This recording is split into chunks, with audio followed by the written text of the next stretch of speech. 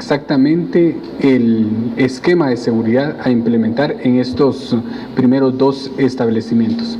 Posteriormente se empleará el mismo esquema de planificación en cada uno de los centros hospitalarios a donde se está ordenando y se está adecuando condiciones de energía eléctrica y otras en Fraijanes para poder establecer la segunda clínica móvil.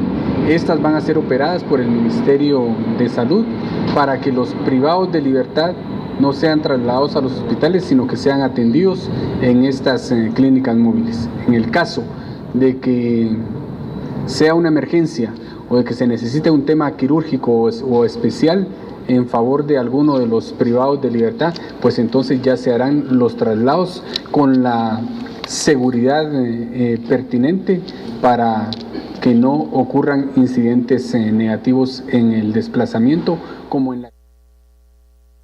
Declaraciones del ministro de Gobernación, Francisco Rivas, en torno a la seguridad en los centros asistenciales. ¿Y por qué él toca este tema? Porque hay mucha resistencia por parte del personal médico que se entiende y se comprende luego de los hechos ocurridos en el Hospital Roosevelt. La respuesta del organismo ejecutivo es pues implementar cordones de seguridad en donde se integran tanto Policía Nacional Civil y fuerzas del Ejército.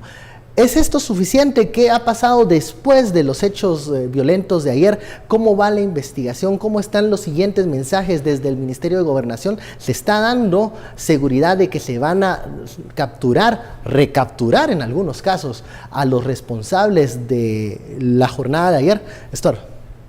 Bueno, si tomamos los hechos hoy en Chimaltenango, allá en los aposentos en la Alameda, Chimaltenango, donde está la escuela Pedro Molina, ahí se llama la Alameda, todo eso, hasta los aposentos, no sé, no estaría muy seguro. Hay indicios que hay una investigación. Una cosa que está diciendo el ministro, pero otra cosa está pasando en el día a día, ¿verdad? De estos dos que en teoría estaban, 2 policías que no estaban de servicio, pues que tenían tiempo libre y se fueron a Chimaltenango a cobrar extorsiones a mareros que tienen el control, por ejemplo, salvatruchas de los tuk-tuk en Chimaltenango.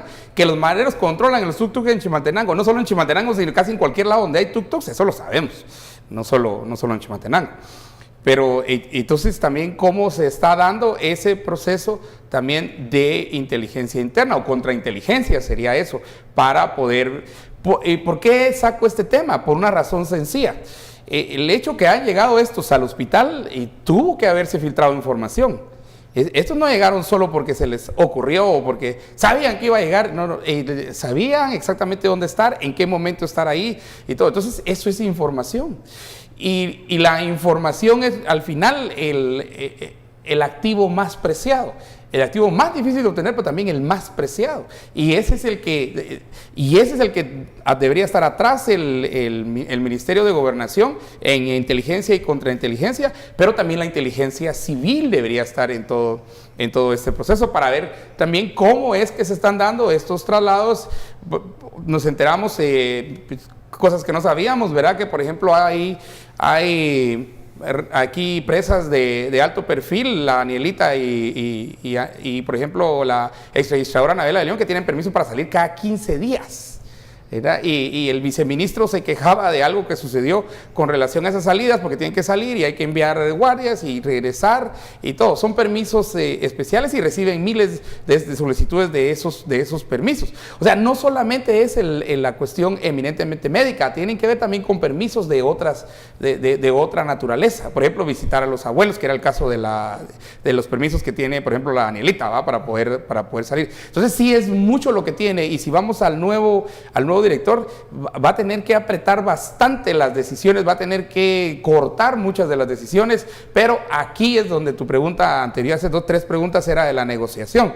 En cierta manera, cuando Nicolás, el que estaba antes y hasta los mareros lo sentencian, ¿verdad? Cuando hace los cambios de mareros, básicamente no tienen otra opción más que negociar con el poder establecido, a no ser que tengan toda la infraestructura del Ministerio de Gobernación, de las fuerzas de seguridad, aún del Ejército en seguridad perimetral y todo eso, para poder entonces entrar y hacer un cambio radical. Pero yo no creo que eso vaya a suceder. Y entonces vamos a seguir viendo estas posibilidades. Es el artículo 14, ¿verdad?, del decreto 33/2006 del sistema penitenciario, el que establece lo que dijo hoy el juez. Primero va INASIF, luego va el Ministerio Público y por último llegan con el juez y él da permiso y él dice dimos permiso porque el reo que escapó tiene unas esquirlas, ¿verdad? La seguridad perimetral en los centros asistenciales, ahora a cargo también de la Policía Nacional Civil y del Ejército, para dar tranquilidad a los pacientes y a los empleados de salud. ¿Suficiente esta medida? ¿Cómo has visto los pasos que ha dado el Ejecutivo para poder dar con los responsables de los hechos ocurridos ayer? Bueno, aquí hay, digamos, varias cosas que el Ejecutivo, por supuesto, tiene que hacer. La primera es transmitir esa sensación de seguridad otra vez a los hospitales. Yo no sé, digamos, como paciente y como familiar de un paciente, si eso me daría más tranquilidad o no. Sabemos, por ejemplo, que el Ejército custodiaba la cárcel de donde se fugó la patrona. O sea, no es una garantía al final de seguridad. Es una cuestión de percepción, digamos. Es una cuestión de percepción. Y al final creo que, bueno, la población podrá tener, digamos, esa sensación de seguridad. Pero en realidad sigue siendo un peligro. Sabemos que a la persona que se rescató iba acompañada de varios guardias del sistema penitenciario y creo que uno de ellos perdió la vida en este proceso. El asunto es que el sistema penitenciario tiene una unidad de análisis que lo que hace es inteligencia. Y aquí creo yo que hubo una falla enorme, digamos, de poder hacer este traslado con la suficiente seguridad y con la suficiente discrecionalidad. Sabemos que ese sistema de inteligencia, por ejemplo, alertó en su momento al director del sistema penitenciario del posible asesinato de Byron Lima. Es algo que salió ahora en el caso y que, digamos, pudo haber evitado esta tragedia. Ahora, creo que habría que tomar muchas más medidas. La primera de ellas es que los reos no puedan ser atendidos de esa manera en los hospitales, pero no depende del sistema penitenciario. Esos reos, sobre todo que no estaba todavía sentenciado, están todavía, digamos, bajo disposición del juez de primera instancia o del tribunal de sentencia, que está conociendo de sus casos. Eso significa que, aunque el sistema penitenciario no tenga la voluntad de que salgan hacia los hospitales, si hay una orden de juez, esta orden no se puede desobedecer. El asunto es, digamos, que aquí hay un sistema que complica la vida tanto al sistema penitenciario como a los jueces.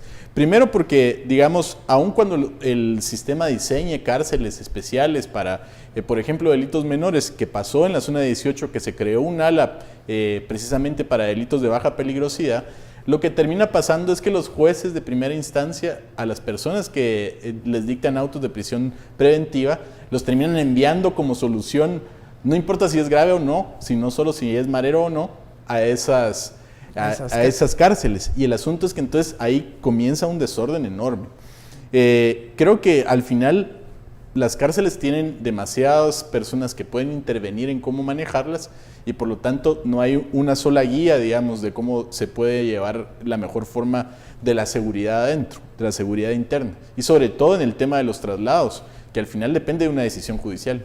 Las preocupaciones del presidente al escuchar y al ver los problemas que aqueja el sistema penitenciario, ¿sabrá el presidente por dónde comenzar esta reestructura del sistema?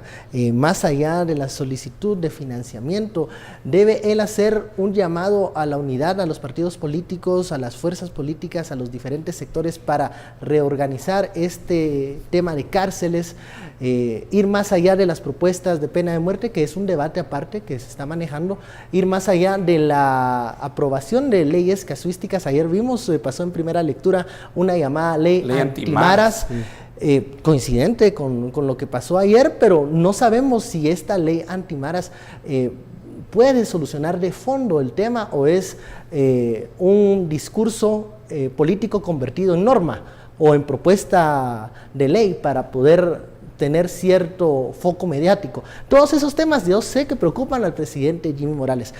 Si tenemos que terminar este tema de las 7 penas del mandatario, ¿cuál es el consejo que se le da al gobernante para poder de una buena manera tener una iniciativa positiva y no negativa como la presentó hoy en la mañana en esta actividad. Bueno, tenemos que entender que el presidente y el líder no es, vamos a ver, no tiene que saber de todo, ¿verdad? Y si el presidente no sabe en términos de la solución, por ejemplo, para los retos que tiene el sistema penitenciario, su obligación ahí es entonces empezar a buscar quienes sí saben.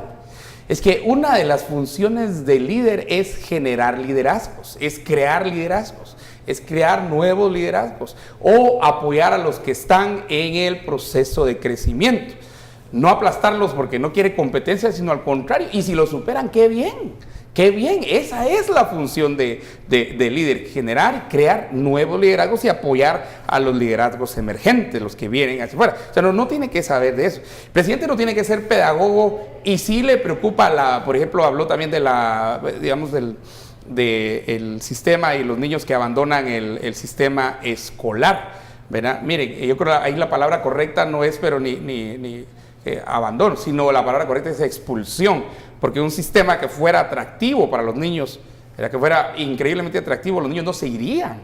Al contrario, que tuvieran un incentivo para mantenerse en el sistema. Habría muchos incentivos ahí. Y yo creo que ahí es donde el líder tiene que tener una visión enorme, tiene que entender que ya en estas baratijas, aquí está el abecedario, aquí están los números, aquí está el pizarrón, y que en mucho de estas baratijas, podríamos en 2 años solucionar el problema de analfabetismo y, ¿por qué no, avanzar a muchos niños dentro del proceso de aprendizaje?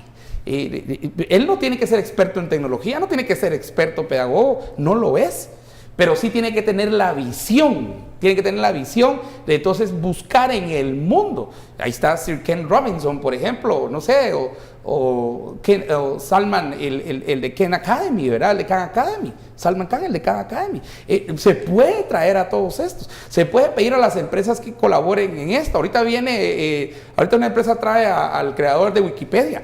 Es una oportunidad enorme que tendríamos ahí en Guatemala para decir, mire, esas ideas, esa integración él no tiene que ser doctor en medicina, no lo es, no tiene que ser experto en anatomía, pero tiene que rodearse, que es lo que hace el líder, se rodea entonces de los expertos y les genera una cultura de creatividad, de incentivos correctos para que brote esas posibilidades entonces de llegar, y él sigue siendo el líder. Es que a veces el líder lo que teme es que le van a quitar su liderazgo. Digamos que el presidente lo que sí debe tener es la cualidad de líder. Sí, eso sí. Puede que no sea un académico, puede que no sea un doctor en varias materias, pero es que la cualidad del líder, es que nadie lo es. Esa sí la tiene que tener el presidente, porque si no tiene esa una capacidad. Cualidad del líder es rodearse de la gente que sabe, de los expertos.